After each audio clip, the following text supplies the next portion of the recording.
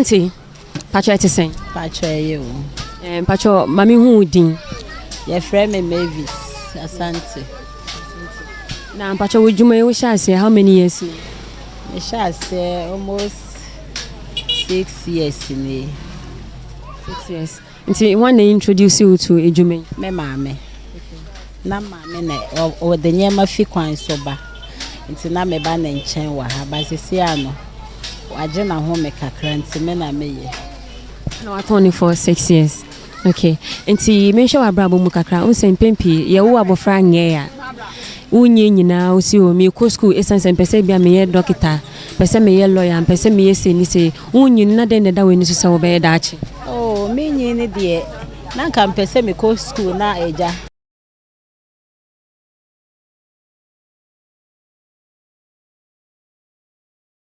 be ye aban adwuma ana se na me pese me ton ade but abanesa by Jumanti say a bin. Oh, say school na me dependent school na me corner. Say me call ya.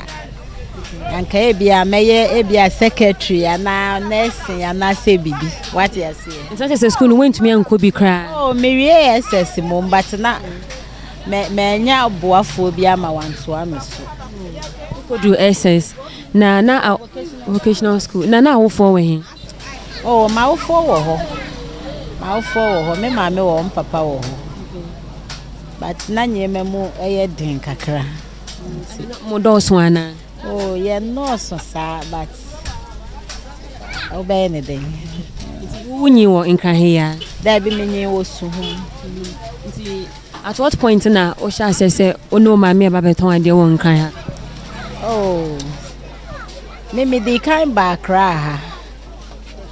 Na me call Togo kofanye ma banti nyema bad down ya de na me start say me ben me mame e wa hase na me na aye market so udin kan say wo na won pese obeton ade nti nye no na wo mene so nti uhu reality no say sisi ade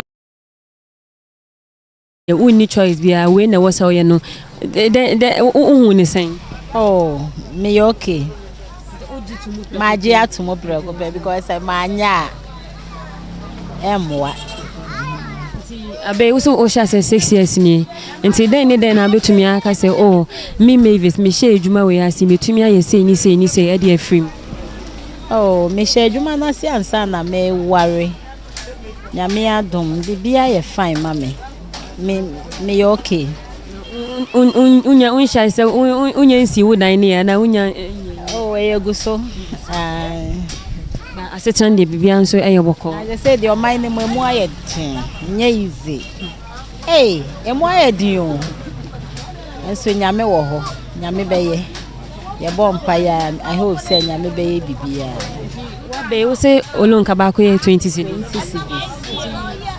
in a day oba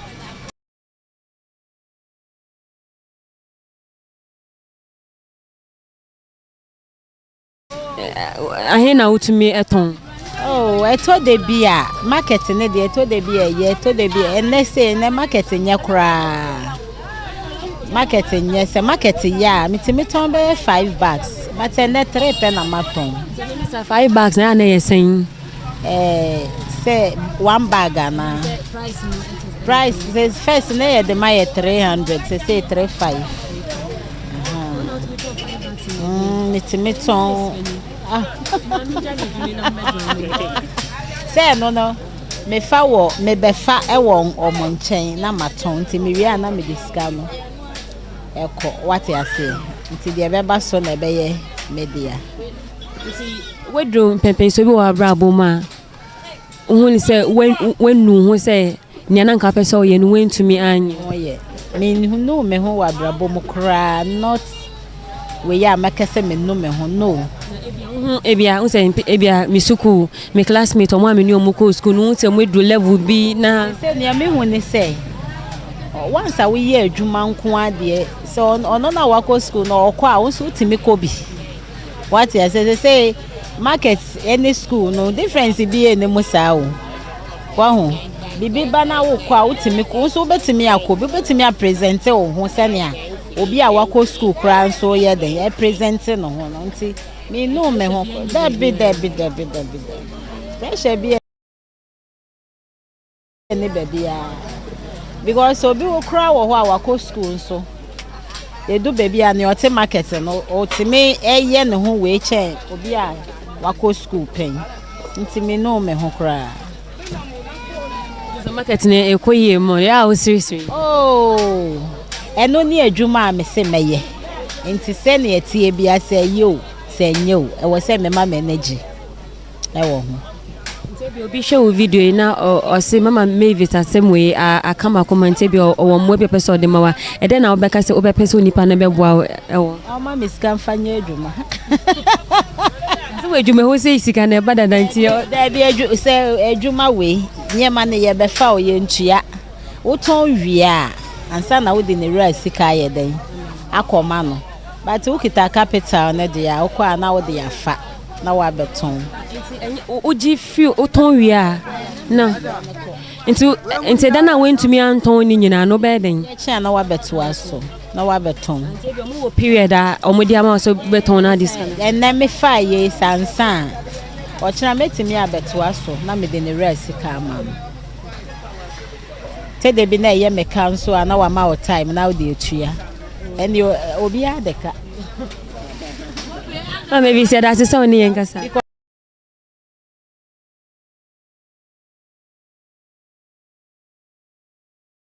because ye de nya unya bibia easy sa what you say as time goes on na wo ton e te de bia be boka but e wo say wo de ne ra sika ye den e ma na no na ye kasa wona ne be kasa bia na nyema nkoyi ama menti no ma me bre me de betua na ma me nyema no na me ton fantua ma o kakra what you say na ye de te ha obi eni wo kra sika se me de di dwaye na ye be fa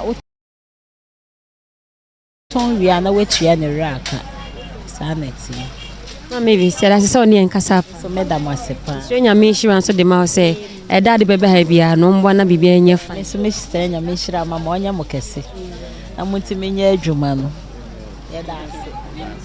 So you heard it all from Mama Mavis. She's also inside the Agbegbuloshi market. In case you want to make yourself some hot palm nut soup, don't hesitate to reach out to her. My name is Victoria Chebafo, and this is Everyday People. See you on the next episode.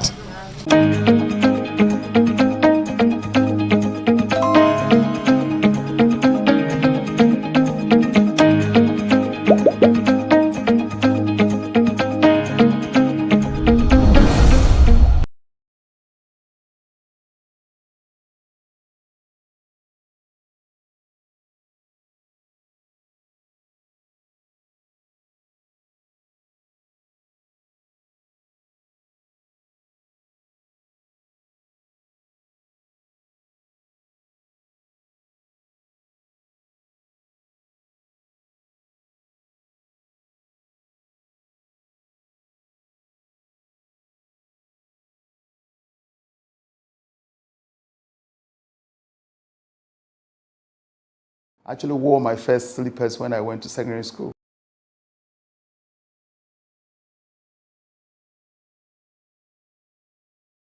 When you are going to primary school, then you can have some shorts around your waist. But bare-chested running around, throwing stones and climbing trees. Yeah, so that was my youth. What's your best meal? Oh my, I'm a Dagomba man, so my toes are filled with dry okra soup would always be number one. Do you remember the meeting you had that led you to Stambek?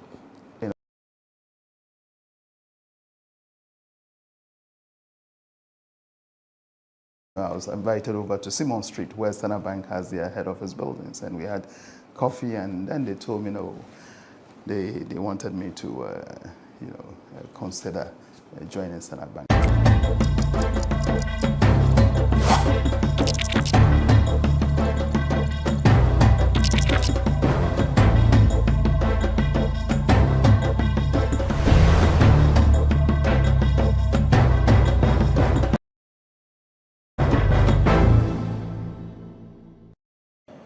Hello there, and welcome to another episode of The Lowdown here on GhanaWeb TV. My name is Eche Atisu. Today we have a personality profile of a man who, in many respects, especially within the economic world, is someone who knows it all. He's been through the ranks. He's served at various levels of the ladder when it comes to the economic sector of this country. Now, Dr.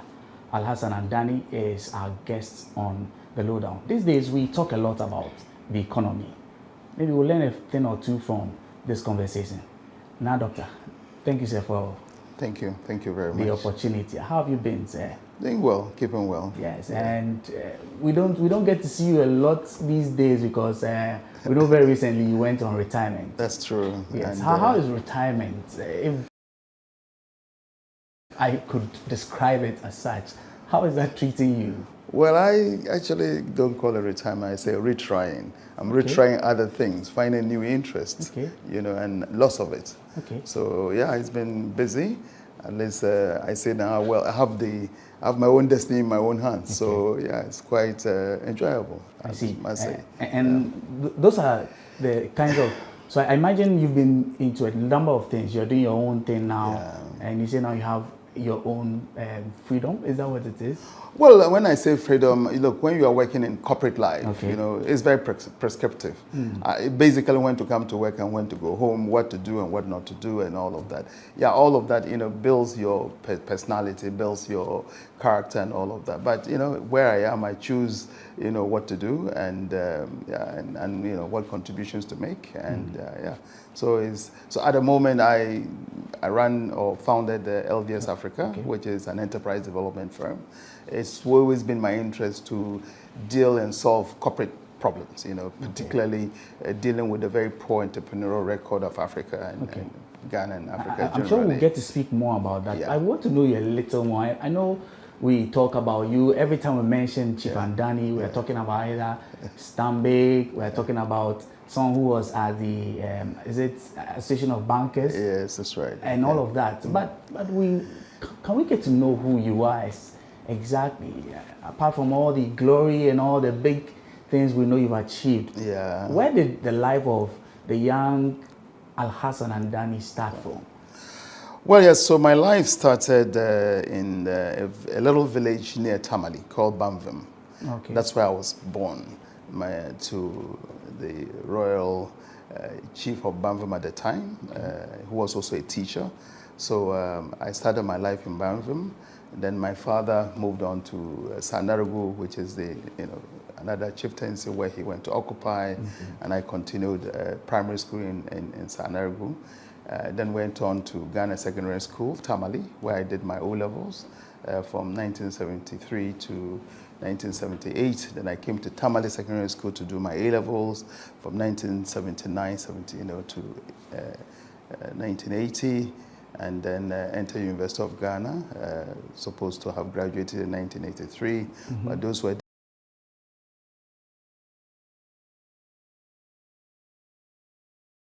difficult days with Jerry Rollins chasing everybody around. So we graduated in 1984, you know, and that was my first degree. And then I moved on to do my national service at the then Social Security Bank. Where I started my banking career in development finance. That's a quick run through your life. But I want to imagine there are the stories from your growing up. Maybe something you never mentioned, because I've read quite a number of things about you online. I've watched videos, but maybe I haven't heard stories about Chief Andani as a little boy, maybe secondary school, growing up. You were royal. But what was life like for you? Any memories? Look, I mean, I think for me, as I reflect on my growing up, it's probably was the kind of life I was being prepared for. So I grew up in a big home. As I said, my father was a chief, and in that house, everybody is treated equally. So really, we didn't have the opportunity to call him daddy. Everybody called him chief in our local language, nah, you know. So that was just how you were brought up. And now even reflecting, even though I had elder brothers who were quite well placed, now I mean we're just allowed to run around like every other ordinary kid without, you know, pants on, you know, and just running around as young kids until probably, yes, when you are going to primary school, then you can have some shorts around your waist, but bare-chested running around, throwing stones and climbing trees. Yeah, so that was my youth, you know, and it was quite tough. And I always say that I actually wore my first slippers when I went to secondary school. Yeah, so, and we looked after our pets. Was that a normal thing at the time? It was normal. It was normal, you know, and as I said, it was just part of growing up. I mean, if it is shoes, I'm sure my dad could provide me shoes. Yes. I had elder brothers who were already medical doctors, they could provide shoes, but you know, they just subtracted all of that and allowed you to grow, you know, so that was part of it. And I mean, as I reflect now, I think that was just part of setting you up for what challenges you will face. Because today, even as I sit where I sit, I still look after people in the villages walking barefooted. That's it. So you can relate, you know, even as you've moved on. Okay. You can relate to what the situation is. You know, so yeah, so that's the story to secondary school. And secondary school was quite enjoyable. I loved reading. I was a quiet person. I'm sure my mates will agree that. But those in my circle would always know that I was very debative. I was quite debative and will challenge every view. But outside that circle, I was pretty quiet. I see. You know, yeah. Then I came to sixth form, was a bit more just growing, maturing, and getting ready for university. So, you know, and Tamale Secondary School and Ghana Secondary School are like, you know, first rivals. So moving from Ghana School to, or we used to call it Ghana College, into Tamale Secondary School was quite a challenge where, you know, I used to be called a Russian, you know, so the Tamaskans were the originals and everybody else coming was a Russian. But we survived. I see. You know? We survived, you know. So at what point did you, of course, decide that you wanted to do what you did? Economy, what was that something you dreamt about, to go into the area of economics? It is, because I actually did physics, chemistry, maths at A-levels. So to switch over to finance and economics was a deliberate act. I mean, the final years of my university, second final, we did a lot of development finance. Okay. And the whole subject of development finance actually intrigued me. You know, it was an element of economics that I felt was a bit more practical in my young head, you know, and I could appreciate what it was to try and take an idea, put resources together, model what, you know, the future would look like, make assumptions, and implement and measure to deliver. So it was actually in my final year of the university that I made a pitch that I would want to go into banking. And fortunately, I was posted to SSB.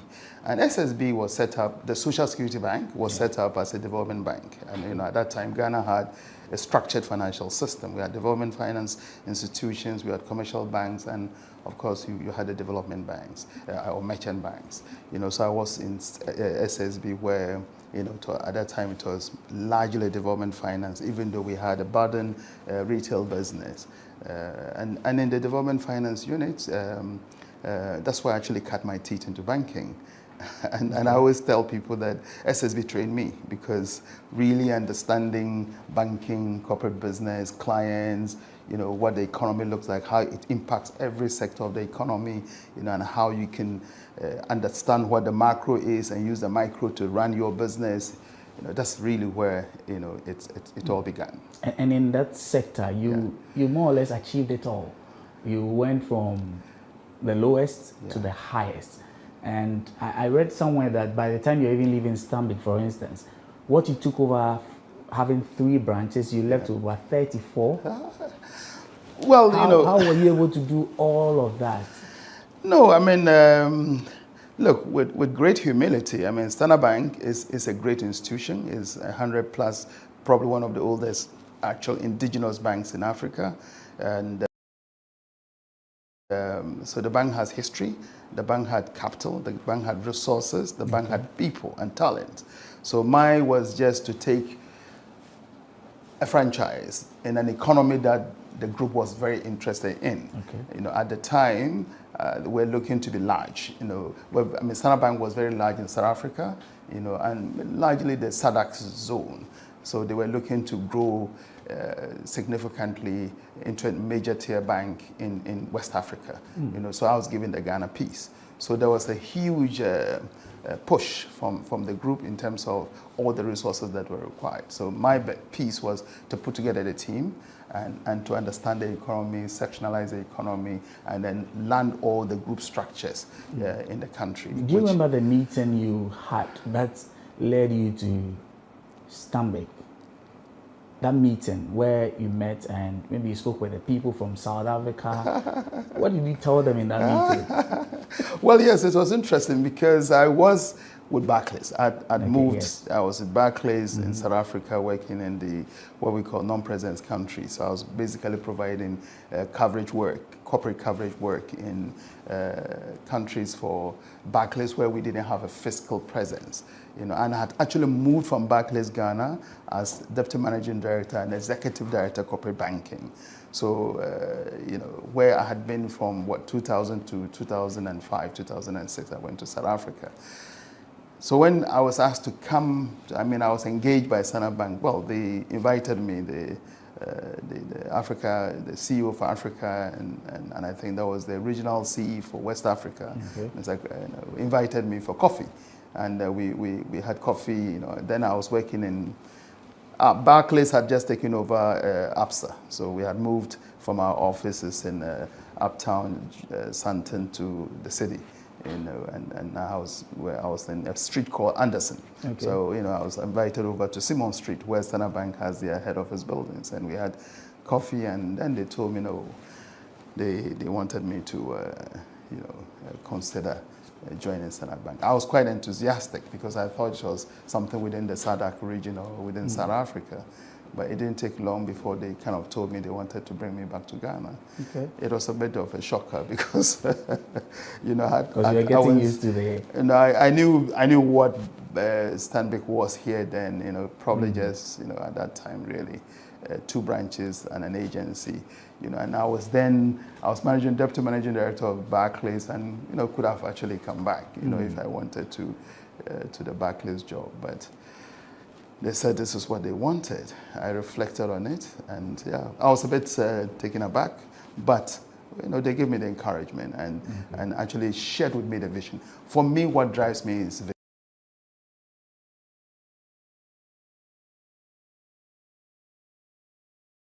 I need a compelling vision, you know, that kind of just makes the juices flow and gives you the impetus to push ahead. So it wasn't really about the challenge. Did you not feel too challenged, from what you're telling me, and that you knew the system or the terrain better there, and you knew how the bank here was?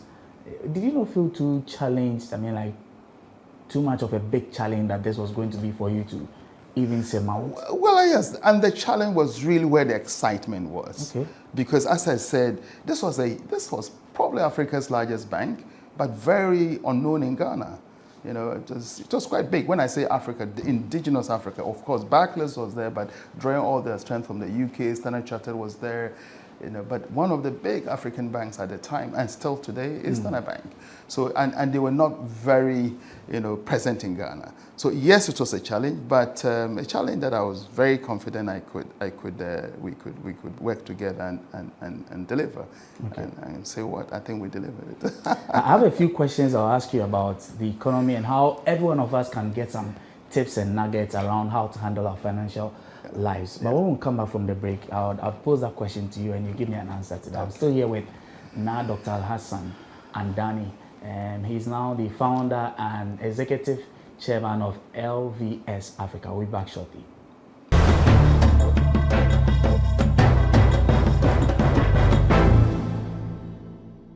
Welcome back. This is still the lowdown here on GhanaWeb TV. My guest is Dr. Hassan Ayariga. I was wondering, just before we went on to the break, do you have hobbies? Oh, You're a busy man. I have hobbies. I love to read. Okay. I used to play golf until I had a very bad shoulder. Oh. But yeah, and I love football. I watch football. What's your favorite? Arsenal? Arsenal is my club. Well, people say Arsenal supporters are, you know, what they say about them. Well, I support Arsenal, so I want to practice patience. Well, that's what every Arsenal fan will tell you. That when we are winning, patience. we are patient. When we are losing, we are patient. But we are always in the top. So that's interesting. I see. We're never out of the top. I see. But have you played soccer yourself? I played football when I was a younger. Okay. When I was my younger, yes. I see. Yeah. Food, any favorites? What's your best meal? Oh my! I'm a Dagomba man, so my toes are filled with dry okra soup would always be number one. Wonderful. Now let's talk some other weightier matters. Yeah. The economy is a big subject now. We're all talking about how bad or not the economy is, and people will tell you that depending on where you're sitting or from which side of the coin you are at, you would want to say either we're doing well or not. But I want us to glean from your experience. You have handled issues to do with the economy or money for so long, and you use strategies around that. You mentioned earlier how you like to work with a vision and all of those things. I want us to begin from there. First of all, what are some of the things that financial nuggets that you have driven your life that you think can be of help to just about anyone? I think if we bring it down to basics, is liquidity and solvency. At all times, be sure that you're solvent, i.e., you're building a net asset position, or you're building assets and liabilities that gives you a net positive position, which is under your control. That net positive, which is your net asset, is completely under your control. That's number one. Number two, at all times, whether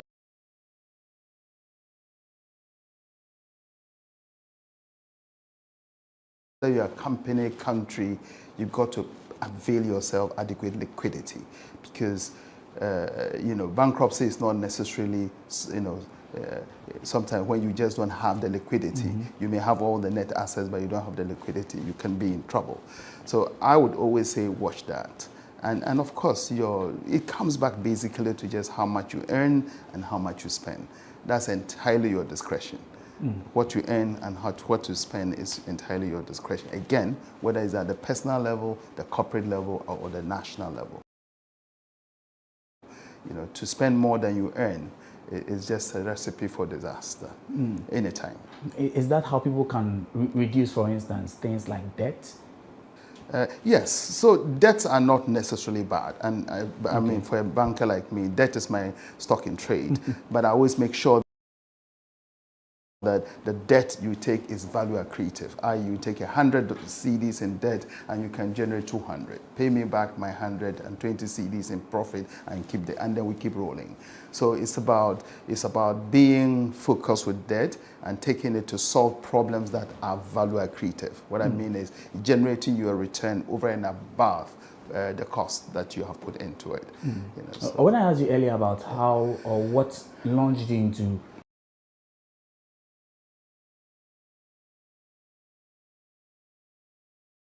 the field you're in, you mentioned how it was something you're looking forward to. It seems like today, I'm talking about generations from my age below. A lot of people don't seem to really know where they are driving towards. There's a lot of internet sensation. People are doing one or two things like that. But when it comes to professional careers, seems to be a little gap in there. You're a father, I'm sure maybe your grandfather. Yes. What have you identified as some of the things that are holding back from the younger generations, maybe pursuing things that are lifelong? Well, look, if I look back, I always say that for me, wealth starts with having a great idea, which idea you can transform into some product or service for solutions targeted at clients that you can over time improve and continue to serve and give more and more customer satisfaction. That's it. But most of us, especially in our part of the world, go to school, just acquire basic stuff, come and start a career as an employee. Now, if the economy is expanding and many more people are creating those ideas and transforming those ideas into companies, then yes, there will be opportunities. But we haven't a growing section, of us just coming out as employees, looking for jobs that are non-existent. And that can be tough. And for me, what I haven't seen is really that expansion. If you look at all the growing economies, even let's go to Asia, where we literally started in terms of Ghana, where we started our independence and our economy with the likes of Singapore, Malaysia, and all of that. If you look at the number of companies, viable companies that has been set up in those parts of the world compared to what we have here, clearly it will tell you that they've set up more, bigger, not just global companies, so they're able to spread their people, and even global companies come into their own country, so there are opportunities. So yes, it's about the structure of the economy, which is very, very important, that we should create more productive units rather than more consumption units. We have a lot more consumption units, whether it's our governments that are just consuming or households that are just consuming. And then what comes to us naturally is agriculture, which is also not very well organized. It's still very peasant if you compare agriculture in this part of the world to what pertains everywhere else. Whatever we do is not at the optimal levels, and that would have been the first engine to crank everything else. So I think, yes, people must get a little bit more focus on the fiscal side of the economy. What can we really do and trade internally and externally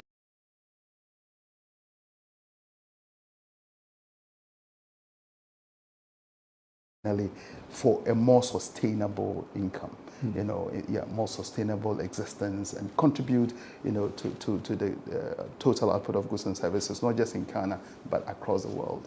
You studied a little of agric in school. Yes. Are we not exploring that area too much? Do you think that Ghana could have maybe gained so much more from the area of agriculture that we are not? No, agriculture in Ghana is a joke. Agriculture in Ghana is a joke. If today, and I can challenge the poultry farmers, if I put poultry farmers together and say, I need 20,000 dressed birds a day, dressed, 20,000 per day, I'm sure they will have a challenge. 20,000. Yes, we can have 10,000 birds at Christmas or Easter, but that's not how to do business. Every day people are eating, and birds must be there, or fish must be there, mutton must be there on consistent basis. Nobody is figuring out how much of it that we consume per day, per week, per month, and what kind of structure should we put in to produce that. We are all very seasonal. So we have not really, as it were, captured, or we have not really used technology and skills to cultivate agriculture in such a way that it serves our daily, weekly, monthly needs. We just follow the rain, and everybody, if the rain is good, we have a bumper harvest, poor storage. We have not even thought about how to preserve, and a lot of wastage. Then we go back into a lean season, then the rains come again. Whether it's crops, whether it's animals, whether it's tree crops, we leave everything to chance, and that's, and the evidence is there. We all saw the cultural development of China, the cultural development of places like Ukraine. They're not deep. They are not older than Ghana's economy. So it is just about focus. It's about putting the science and organization into production on a consistent basis.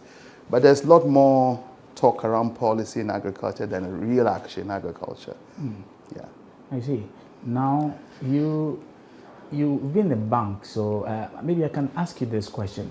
And just because you mentioned the poultry industry, for instance, there are people who talk about loans or investments, getting money to pump into their businesses like that. What would you say?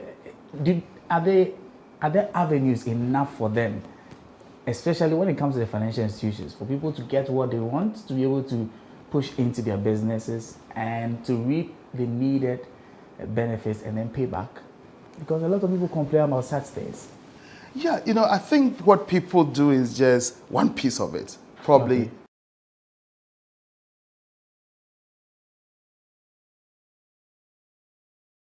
the cash part of it. No. But I say credit readiness. What is credit readiness? What have you done personally that any third party can trust you with resources? What have you done as an enterprise that any third party, and think about creditworthiness, even yourself putting money into your own business, you are an outsider into that business. How has the company structured itself to be trusted to keep your money and return it? That's what people don't. And so as we say, an idea is just a beginning. Now you've got to translate the idea into product, and the product will have different lines to it. How do I organize it in such a way that I can produce it? Raw materials are consistent, my production is consistent, my pricing is, it's kind of scalable, depending upon cost, and my clients can, in a very organized manner, in a repetitive manner. But most people just have an idea, they have not actually organized it into a proper, engine to be repetitive in what you do, and then they're rushing for cash. You're not credit worthy. You're not credit ready. Credit readiness is not just being able to go and dig up a few cassavas and come to the market. No.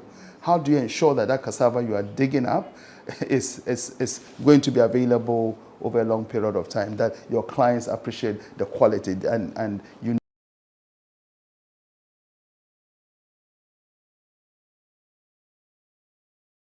know what they want, when they want it, in what quantities they want it. This is careful thinking. Everything that you do, you got to be very careful, methodical, and build it. But most people in this part of the world are a little bit more erratic.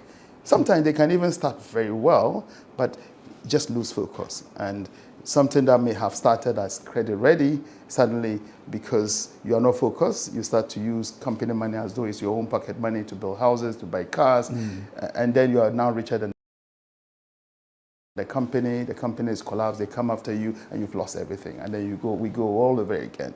So I agree that, money is just one element, or bank credit is one element, but credit readiness is a whole spectrum that we need to, let people understand how people get credit. All right. What's your assessment of the banking sector today? You rose all the way to the top of even the association that overlooks banks in this country. What would you say is your assessment of the work of banks, whether they are indigenous or they are foreign-based banks?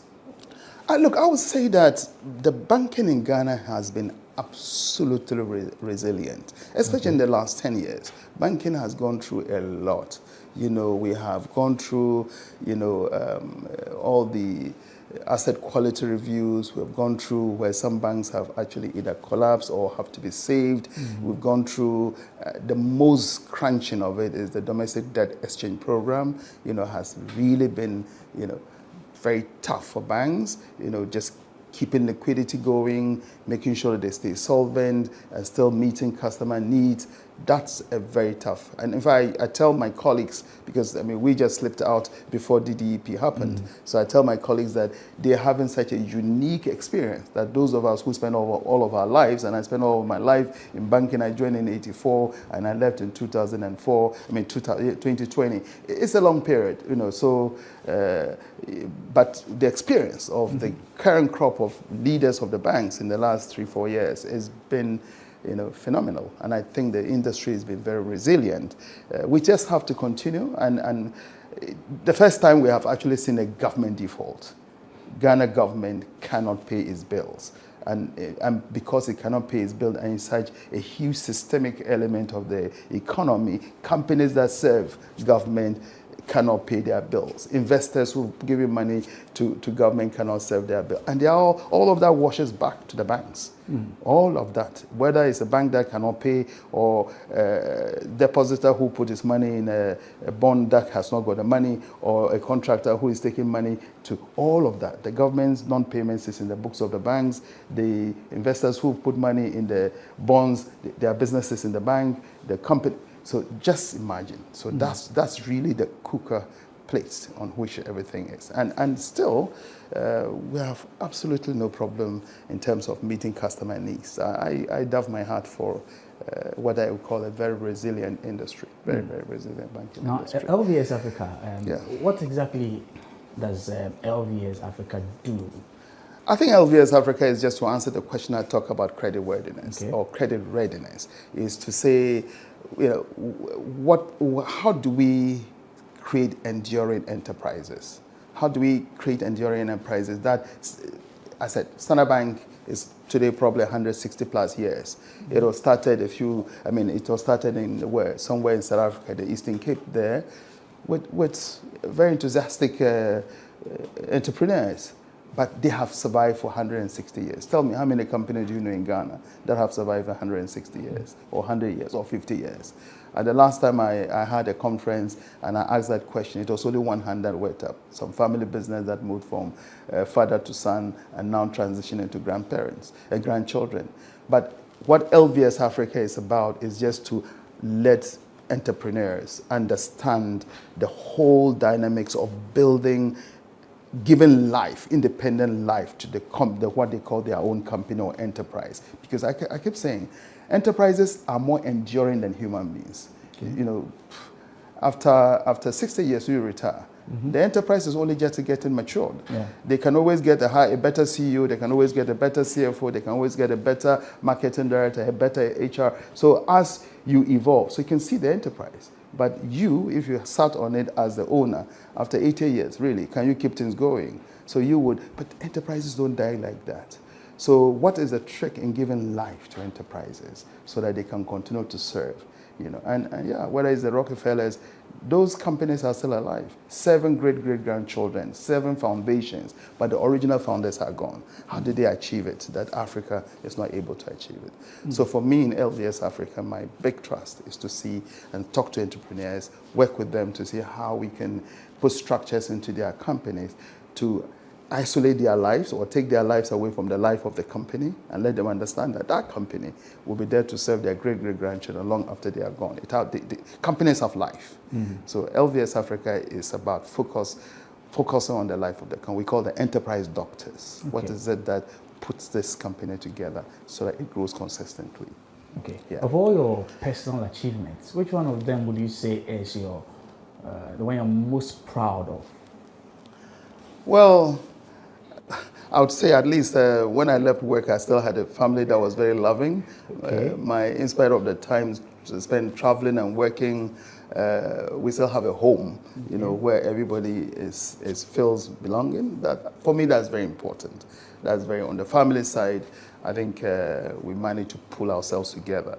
But in terms of corporate, I'd say one of my most significant is what me and my colleagues were able to build with Stanbic Bank. I mean, it's an achievement that all of us who've been there, and are very proud of. And just to say that this was not done by me singularly, I had a unique opportunity of being the leader, but I've worked with real great people, real great people, in and outside of Ghana. So that's a huge thing that you can turn back and look at and say, for me, in terms of enterprise development, there's nothing that can take Standard Bank back. It can only go up and up. All right. Yeah. Do you miss being at work like? No, absolutely not. I keep telling people that I have never ever gotten up in the morning and felt. No, because my job was already solving problems. Dealing with client problems, dealing with staff problems, whether it was balance sheet, income statement, it was just about solving problems. And therefore, for me, it hasn't changed. Every day I get up, it's one problem on that, and I'm quite positive. So I like to go out and solve problems. So I haven't missed that kind of routine. I call the bank more routine, but now it's less routine, but very rigorous, which I'm enjoying. And I'm most grateful. Thank you for sharing all these nuggets with us and at least giving us some insights into your personal life. We hope that some of these things get out there and people can use these things to shape in their lives. But thank you. Thank you. For speaking to us here on GhanaWeb TV. So that's been our guest, now Dr. Hassan Ayariga. He is currently the founder and executive chairman of LVS Africa. I mean, for many years he was at Stanbic Bank. We know the many laurels that he chalked there. Thank you for joining us on the lowdown here on GhanaWeb TV. My name is Echi Atiso. Remember to subscribe to our YouTube channel. Look for GhanaWeb TV. Subscribe, like, and also click on the notification button so that you're notified the next time we put up a video. Until another time, be kind to another.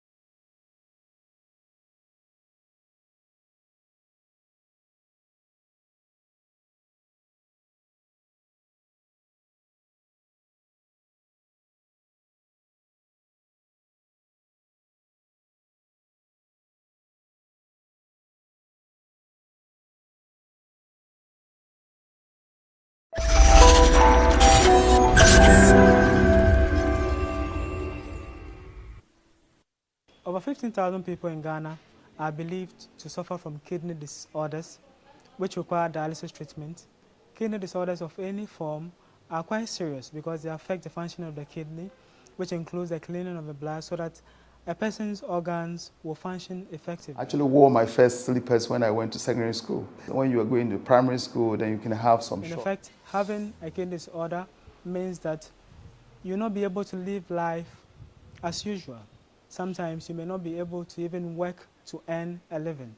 GhanaWeb, as part of its organ donation campaign, will be speaking to a kidney disorder patient who was diagnosed of kidney failure at the Kolebu Teaching Hospital. His name is Michael Asante. He'll be telling us about his life before he got diagnosed with kidney disorder and his life after that. This is Say It Loud on GhanaWeb TV, and I'm your host, Ishmael Batoma.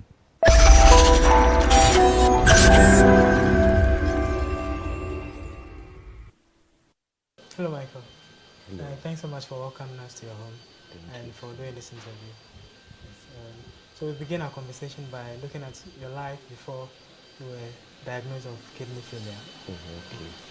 Well, what was life like?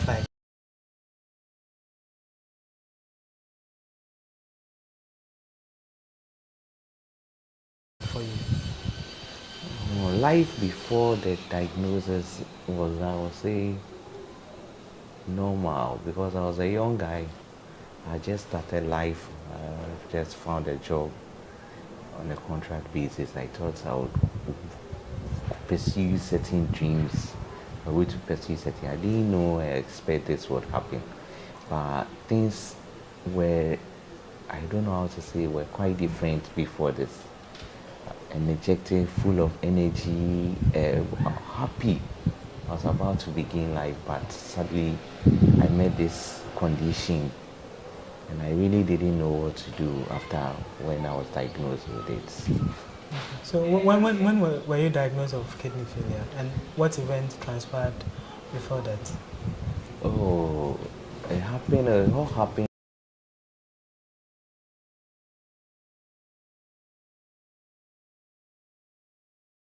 in the year 2017 in the month of May. But the thing was, I think it started showing signs earlier, but I didn't know that these signs were the cause of the kidney, because it came in as, usually it started as headaches, and I was taking in painkillers to try and resolve it. But one day I reported to work and things weren't that easy for me, so I was forced to rush to the hospital. That was when I was admitted, and after 3 days I was diagnosed with a kidney problem. What shall I say again? It happened, I think it was around May 17th, May, on my birthday, when I was diagnosed with it on my birthday. That was when I was diagnosed with it. So how are you feeling when the doctor was explaining this to you, that you have a kidney failure? Initially, I didn't respond. Initially, in fact, I was surprised when he said I had a kidney. I didn't know what it was at then, but later, as I came to understand it through the explanations and certain things I read on the internet, that was when I realized that the situation was really serious, and I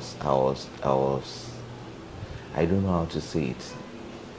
I was depressed and saddened because at that time I had written an exam, the law entrance exams to one of the law schools in Ghana. It actually came by, and they had called us for an interview. So I actually didn't know what to do at that time, and I was sad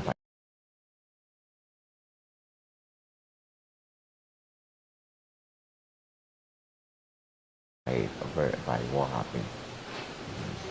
Okay. So did the doctor tell you what caused the kidney failure? Initially, when I was admitted and they did the investigations, they realized that was when I realized that I was hypertensive. That was when they told me I was hypertensive, and the headaches I was experiencing was coming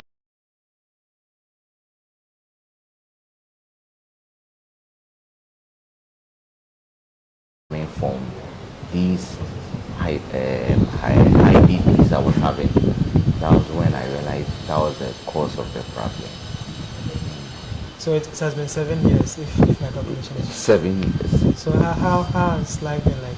What things can't you do now? How has it affected your eating, activities you used to do?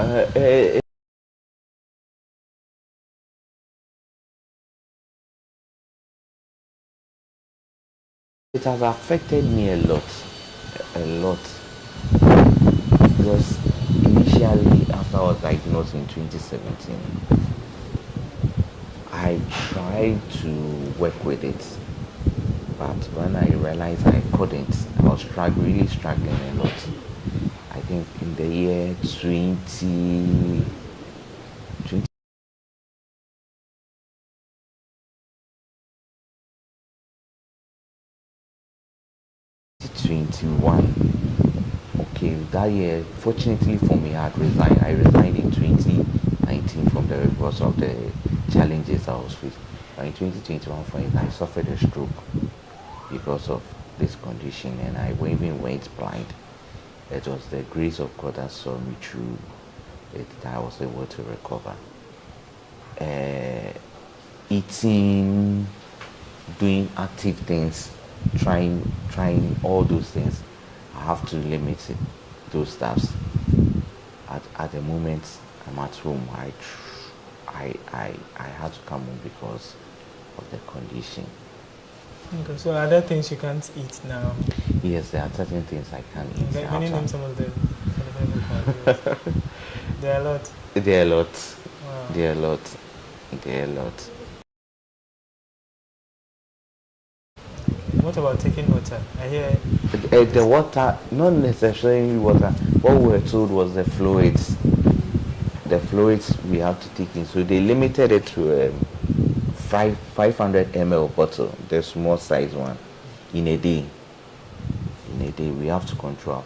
That is including the water, whether we are taking soups, even fruits, drinks. We are supposed to take it that quantity within a day. You mentioned resigning from your work. Yes.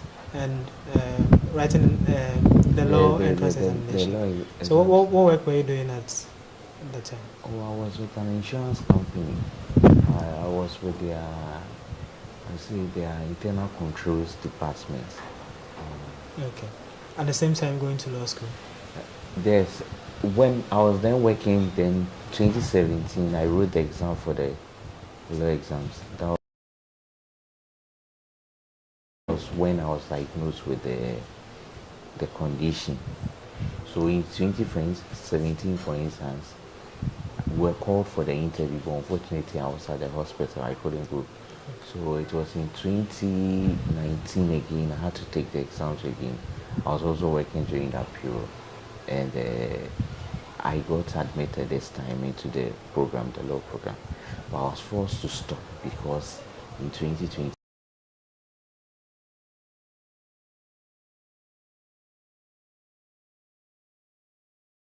I had a stroke from the condition. The condition, there was too much stress on me, so I had a stroke.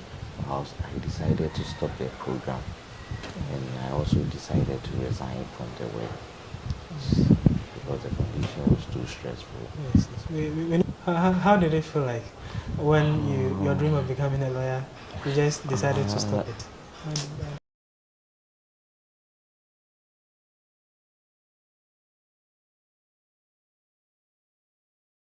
I was really hurt because it wasn't something I had I don't know how to say, intended for it to happen. I was really disturbed about it. It really hurt me because I really had this dream to pursue that law program. So I was really hurt by that decision. It's like it was forced upon me to stop. I had to stop because the family came in and got involved and said that if I kept stressing myself, maybe the next time things could get out of hand. How I recovered from that stroke in 2021, I still don't know, but at the end I realized I had to stop the program and also resign from the job. Oh, okay. So it was a stroke that led to you deciding to... The stroke finally led me. Wow. And when you decided to not pursue your law profession, did you have any alternative? Did you think of any alternative opportunity? At the moment, you can work with, given your condition. Did you get? I tried looking for a job. I actually, because of the country, we had people who also colleagues. Some advised me to look at the government sector. I was trying my best to enter into the public sector, but I've not been able to get in because that was when I was informed that maybe they would tolerate or accommodate me with this, because it's not easy to work with this condition when you're in the private sector. Because they require a lot from us.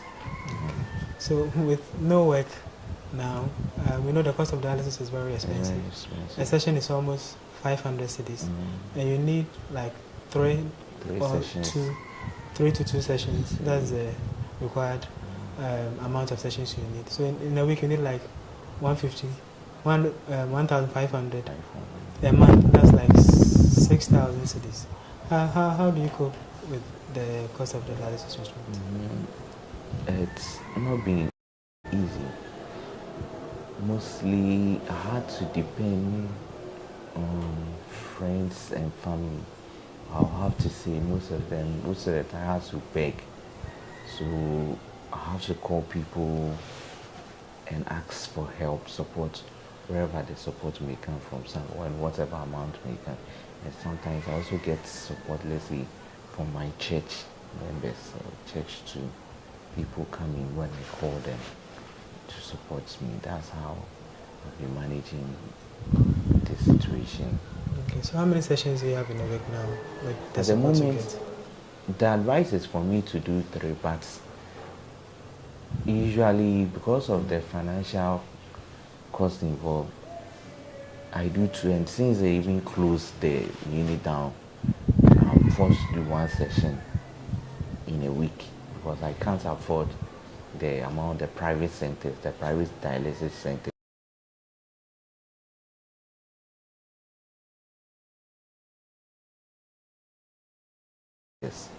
are charging. 2 dialysis in a week, it's not easy. So I'm forced to do 1 session in a week. Usually I do it in the middle of the week so that I can stay or manage myself with it. You are advised to take 3, but now you've been managing with 2, and recently you did just 1. So when you do that, are you able to live normally, or no? What are the effects? With the one, for instance, when I do the one, I don't live a normal life because usually I'm forced to stay indoors. One is not able to help me do whatever I'm supposed to do.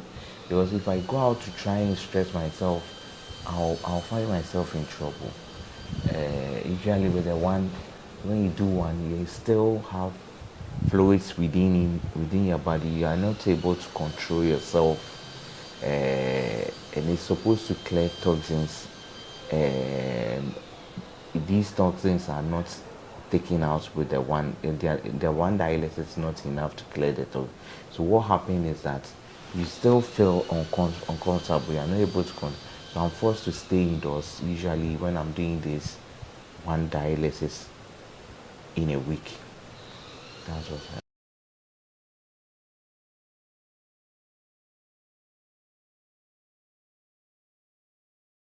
Okay. And what happens if you don't have a session at all? If I don't do the session there, it's very bad.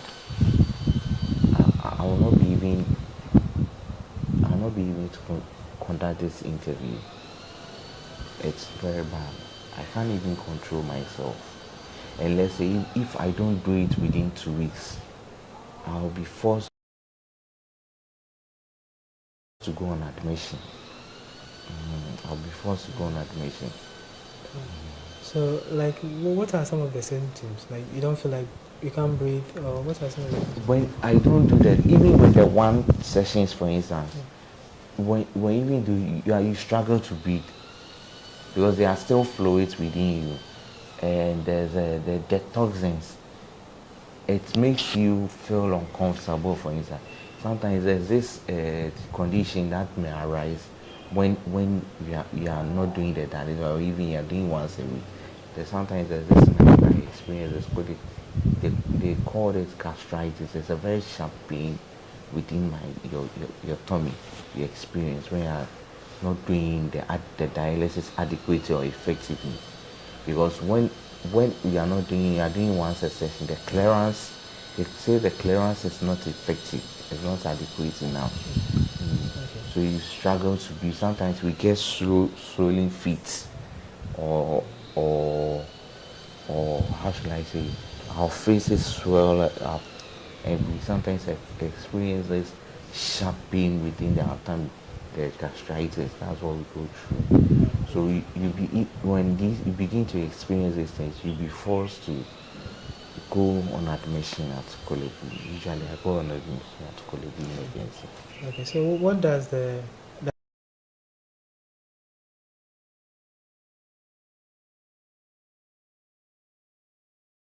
dialysis machine, what does it do essentially? If you can do? What I learned is that it performs certain functions of the kidney, especially with the clearance of fluids from the body system, from the blood, and the clearance of toxins from the blood system.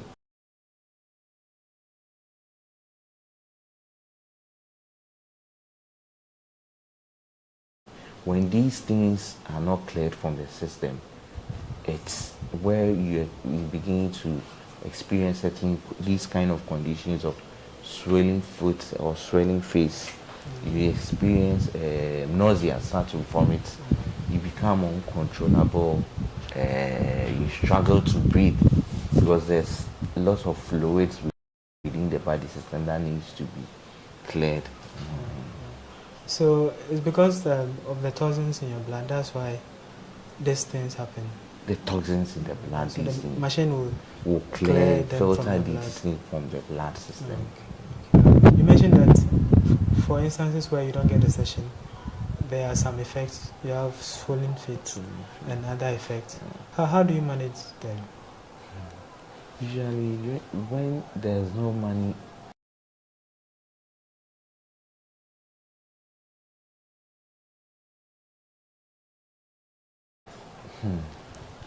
it's very difficult I'm forced to control what I take in, what I drink. Usually, when it happens like that, I'm not able to eat because of the nausea, the vomiting, and I'm forced to control the fluid I take in.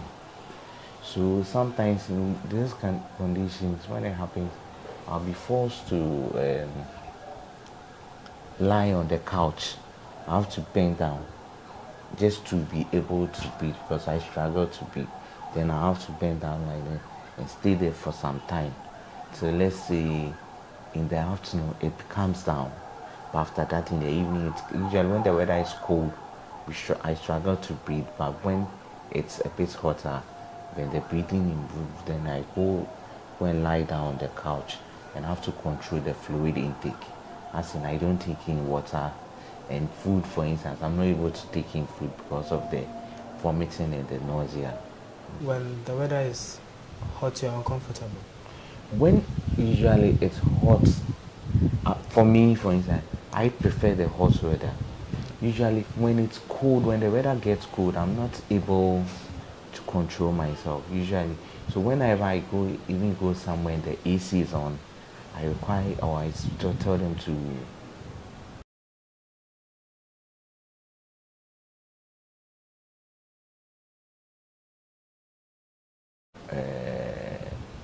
increase it or increase so that the room gets a bit warm for me. I don't like the cold weather. You don't like the cold weather. Okay. But some patients indicate that I don't know about, but because I don't know about other patients, but what I do know is usually when we go in for dialysis, for instance, the AC and the ACs, they usually switch the ACs on for the machines. Most of the patients will require them to increase the temperature because usually when it becomes cold easily and we start shivering. So with this we'll go for a short break. We'll be right back.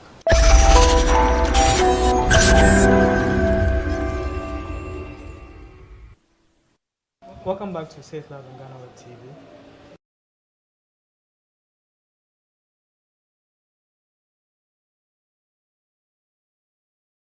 So Michael, we're on you being at the hospital. I want you to take us through some of the processes you go through. I see some things, if you can describe them to them. Okay. There's usually when you are diagnosed with the condition, what they do is they need an access to the body system to draw the blood out. So what they do,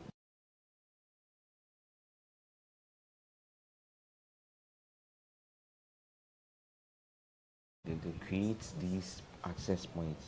This is the AV, they call this one the AV fistula, a fistula.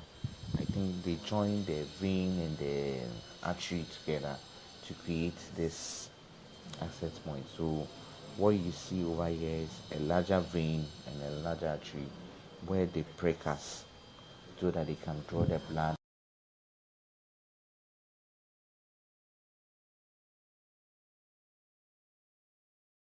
out into the blood lines.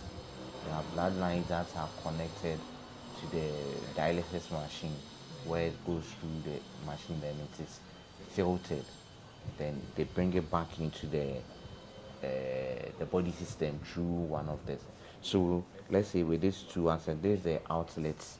One is the outlet where the blood is taken out, and one is the inlets where the blood is brought back into the system. Okay, so there are things fixed in your hand. Okay, with this one, nothing is fixed in the hand. But what they do is they cut a part of the body.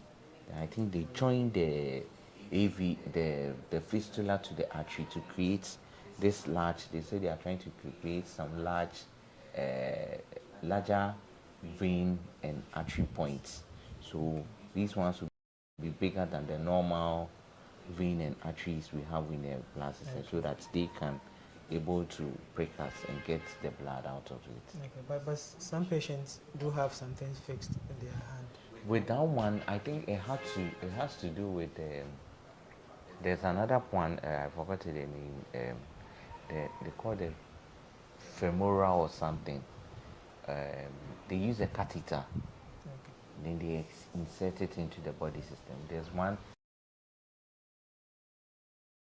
So sometimes they do it at the neck. They call it the neckline, and then sometimes they do it in the thigh. When you are admitted, I think the first one they do is the one on the thigh. where they insert the catheter into the body system, and it brings out the blood, and they pump it back into it, or they put it at the neckline. Later, when you're about to be discharged, they take this one out and they fix one here in the neck. Then there's a mark over here, if you can see it. But the main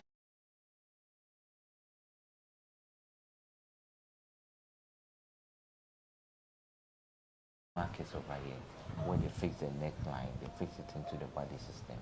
Then they draw the blood out to filter it.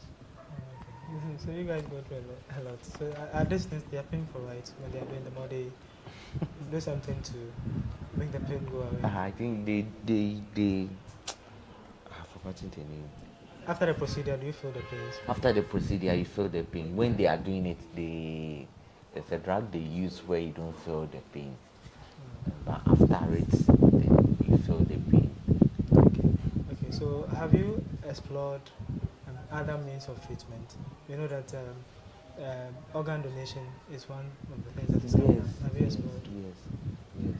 Actually, I would have liked to explore it, but the money is not there, and things even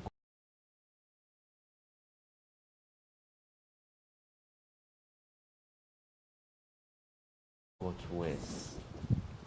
Last year, I tried raising funds for the transplant. I was advised by the doctors that the only way I could get healed or get better from this condition was the transplant, the kidney transplant. So what I tried to doing was to raise funds through the public. Unfortunately, since they closed the unit down last year, I was forced to use the funds for dialysis treatments because I wasn't getting any help. So that funds to us depleted. With the transplant, I think you have to find a donor first. Were you able to get it? Yes, my brother volunteered. If one of my brothers volunteered, he would donate if I'm able to raise the funds. But so you have the donor, but you don't have the funds for the procedure. I don't have the funds for the procedure. My brother said he would volunteer if I'm able to raise the funds, but I don't have the funds at the moment. And how much do you recall the amount the procedure cost? I think it was around 200,000. Because the amount they give us was, I think, $21,000. That was in that. So when I worked it in UNC, it was around 200,000. Yeah, and the procedure will be done here in Ghana. Will be done in Ghana at Kolebu. We've seen that you go through a lot, and we don't know. You need support from a lot of people. You've been calling people for help and stuff. Has it affected your relationship with your friends and families? Generally, I'll say the family and friends have been supportive. They have been very supportive because if it weren't for them, I'll say I wouldn't be here by now. There have been situations when sometimes when I had been admitted at the hospital on an emergency, they would go out of their way to try and go and borrow money to support me. So I'll say for me, it hasn't affected my relationship with the family, but they've been very supportive. I remember once I was admitted and I didn't have anything. It was my friends from my old school, my primary school in Texas, who came in to support me and help me. So I'll say they've been very, very, very supportive. Because I wouldn't be here by now if they weren't. Okay, so now let's look at your close family relationship. You know, who do you stay with now?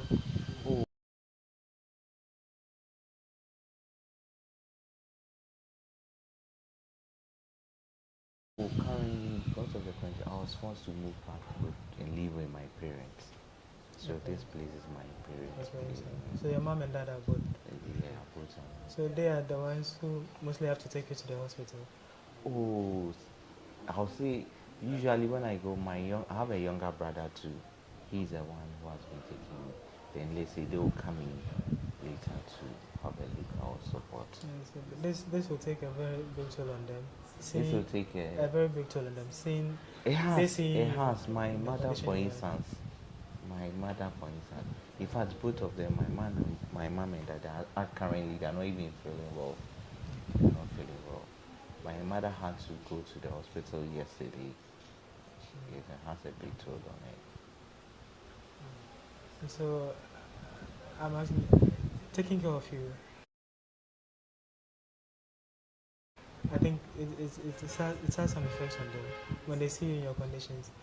Have you seen them breaking down or something? I don't know how to say it. I know they are hit about this condition, but sometimes they try to control themselves, and I know I can see that they are really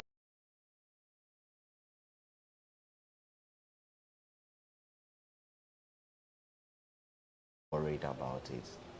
Was nobody expected this in their family. Nobody expected this in their family. They are really disturbed about it, but they try to control myself and try to look cheerful when I'm around so that I don't get depressed. But I can really tell from their reaction, they are really disturbed about this condition.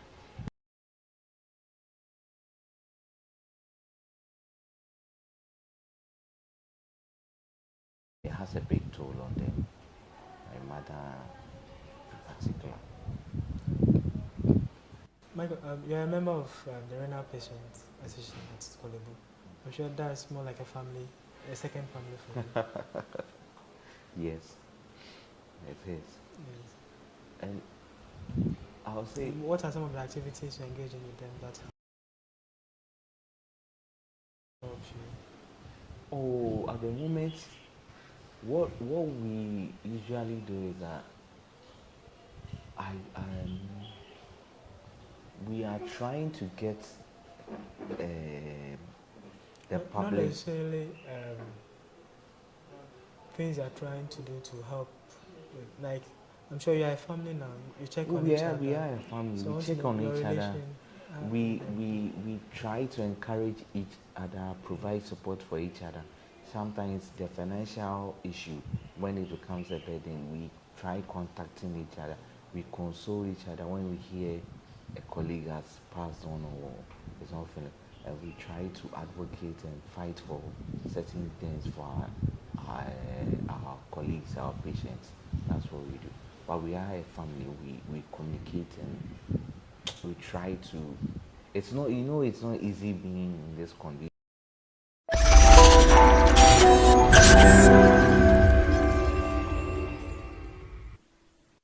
Over 15,000 people in Ghana are believed to suffer from kidney disorders, which require dialysis treatment. Kidney disorders of any form are quite serious because they affect the function of the kidney, which includes the cleaning of the blood so that a person's organs will function effectively. In effect, having a kidney disorder means that you'll not be able to live life as usual. Sometimes you may not be able to even work to earn a living. GhanaWeb, as part of its organ donation campaign, will be speaking to a kidney disorder patient who was diagnosed of kidney failure at the Kolebu Teaching Hospital. His name is Michael Asante. He'll be telling us about his life before he got diagnosed with kidney disorder and his life after that. This is Say It Loud on GhanaWeb TV, and I'm your host, Ishmael Batoma.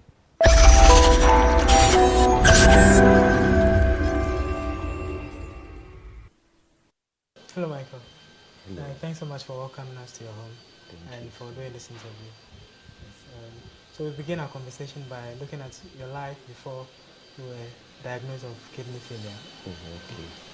Well, what was life like for you? Life before the diagnosis was, I would say, normal because I was a young guy. I just started life. I just found a job on a contract basis. I thought I would pursue certain dreams we're going to pursue certain. I didn't know I expect this would happen, but things were, I don't know how to say, were quite different before this. Energetic, full of energy, happy.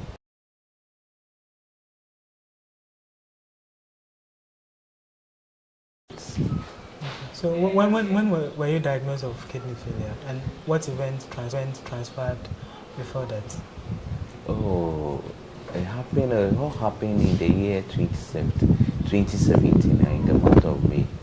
But the thing was, I think it started showing signs earlier, but I didn't know that these signs were the cause of the kidney, because it came in as, it usually is.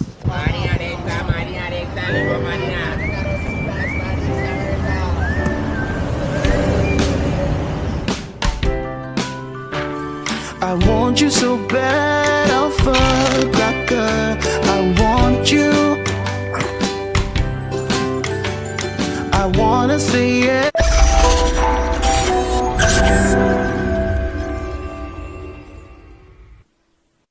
Over 15,000 people in Ghana are believed to suffer from kidney disorders, which require dialysis treatment.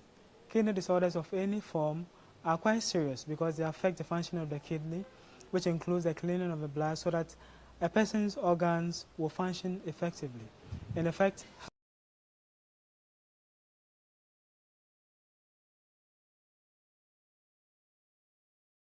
having a kidney disorder means that you'll not be able to live life as usual.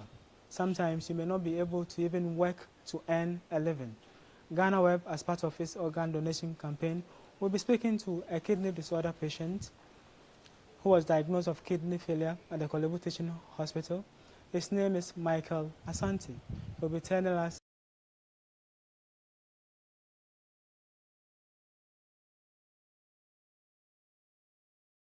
about his life before he got diagnosed with kidney disorder and his life after that.